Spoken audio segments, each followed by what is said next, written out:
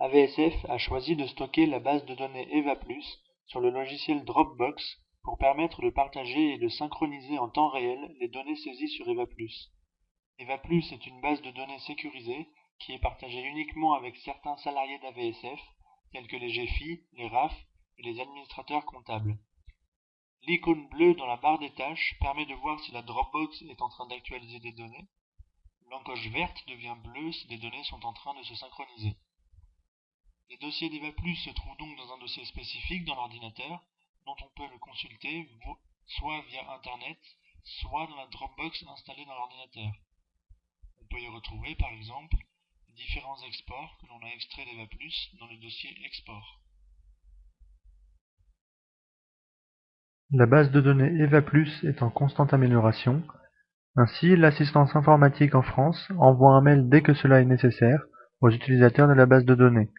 Cette mise à jour du logiciel s'effectue en cliquant dans le menu Démarrer, Tous les programmes, Dossier EvaPlus et Mettre à jour. La mise à jour se lancera alors automatiquement. L'actualisation d'EvaPlus se fait soit depuis le terrain par les RAF et les administrateurs comptables, soit depuis le siège par les GFI et par Sandra Grammatico. La règle est simple, la première personne qui a l'information actualise la base de données. Ainsi, un paiement reçu d'un bailleur ou un rapport envoyé depuis le terrain seront actualisés par le RAF ou l'administrateur comptable. A l'inverse, un paiement reçu au siège ou un rapport envoyé depuis le siège seront actualisés par le GFI.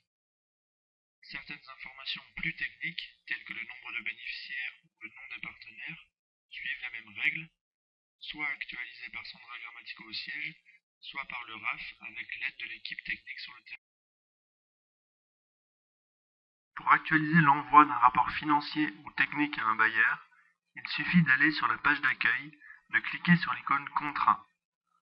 La liste de tous les contrats s'affiche alors à l'écran. On peut sélectionner le contrat, soit dans la liste déroulante de l'icône Projet, à l'aide du code Projet, soit à l'aide des filtres, par exemple en choisissant l'Équateur dans le filtre Pays, et en spécifiant le statut en cours dans le filtre Statut, puis de cliquer sur le contrat qui nous intéresse. En double-cliquant sur le titre du contrat, on accède aux informations détaillées du contrat.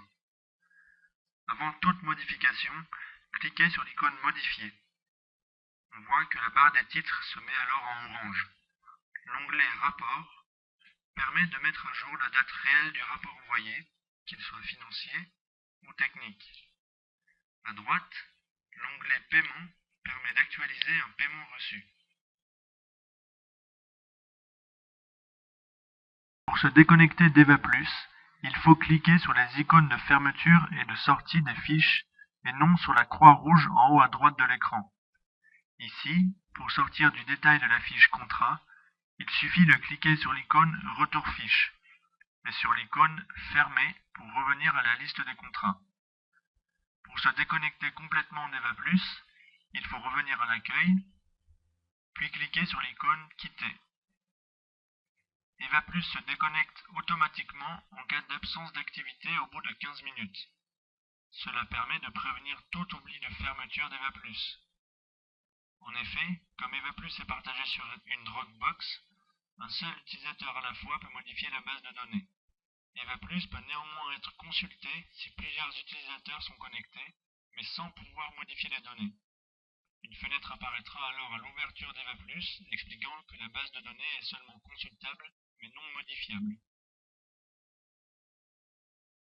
Au quotidien, EvaPlus se gère notamment avec les alertes de rapport et de paiement.